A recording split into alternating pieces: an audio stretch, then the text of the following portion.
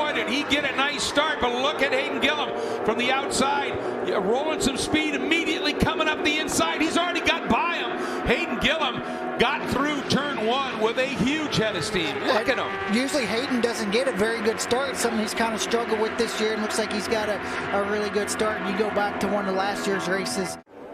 And in one lap, that margin went from 8 seconds to 8.7, Roger. Hayden Gillim is in another zip code right now. And last lap, Travis did his best lap of the race. 33.7, yeah, and he made up some time clearly here. But to Carroll, this is that part of the track, as you talked about, he's really good here, and it's a good place to be fast. And let's see, looking in the background, Ezra Bobier within a half a second of Nolan Lampkin for that 5th spot. So that has points implications as well. But unless something catastrophic happens to Hayden Gillim, he should have this one. So it's this battle between DeCarroll and Wyman, the two guys sitting 2nd and 3rd in the points, separated by 2. And the swing between 2nd and 3rd bigger than that. Yeah, and look at Travis. He is so good through turn 6 and this fast chicane into this right-hander. We've seen him make some passes. He's passed a couple guys through this section, and it's going to be his last opportunity. He wants to get this on, and he rolled throttle early. He had that thing on the throttle really good.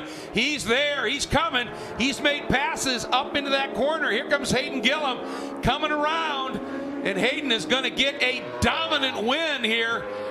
Stand-up wheelie across the line, but what's going on in that battle here? DeCarroll hanging on to the line. Here comes Travis. It's a drag race. It's DeCarroll, but just barely 9.97 one-thousandths of a second between DeCarroll and Wyman. On O'Hara, I expect him to try to maybe do something down in turn 3 this lap. This is as close as we've seen him.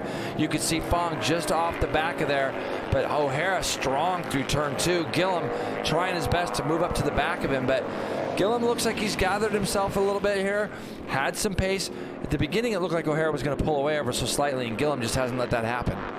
Through that really fast section, through the overhead shots between turns 1 and 2. It looked like it. Here comes Hayden Gillim. Oh, O'Hara's got a big problem. Big problem for O'Hara as he rides the bike off the track. Wow, so just like that for Tyler O'Hara, and he ends up having to get off the motorcycle. I wonder what happened there. Gillim to avoid disaster. See if we can see it. I don't see any smoke. Obviously the bike loses power, but it's like he's not really getting a lot of braking done before the bike rolls off the track, and it just tips over in the grass there before he got to the tire wall. And of course that's not going to be comfortable for Bobby Fong, even if he had the pace to close the gap. I mean, I don't know if that was an incident where he just ran off and it was a big puff of like dirt. Yeah, it's hard to say. I mean, Bobby's definitely kept his distance though, hasn't he? I mean, he was closing in at a pretty rapid rate, and he's just sort of kept his distance. So, and as a rider, you want to get up alongside the guy and tell him if there is an actual problem on the bike. But so far, it doesn't look like there's been anything really bad happening with Gillim here. I think that might have been a case where he just kind of maybe touched the dirt. Could have been. There's a big puff of dirt behind him. Doesn't seem like he's got any real movement in the rear end of the bike on this final lap. And he was able to go 136 flat last time around, and a 135.5 was the best lap for Hayden Gillim. Yeah, so interesting. For Bobby Fong, definitely his charge toward the front has stalled out. Rispoli with 4 seconds over Kyle Wyman, who just went his fastest lap of the race at a 136. Then Corey West in 5th. Jake Lewis has gotten around Ownsorg for 6th. Travis Wyman in 8th, and Danny Eslick in 9th. So here we go.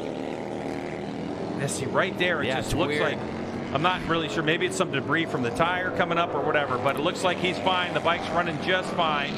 There's the 79 of Hayden Gillim on the Vance & Hines Mission Harley-Davidson on that road glide. Had a fine race with an early exit from Tyler O'Hara. And towards the checkered flag, and it'll be Hayden Gillim who takes victory here at Mission, King of the Baggers. Race number 1, Bobby Fong home in 2nd. And here comes James Rispoli to take 3rd. And another podium for Rispoli and Kyle Wyman after the Rispoli-Wyman incident earlier on in the race, able to hold on to 4th place.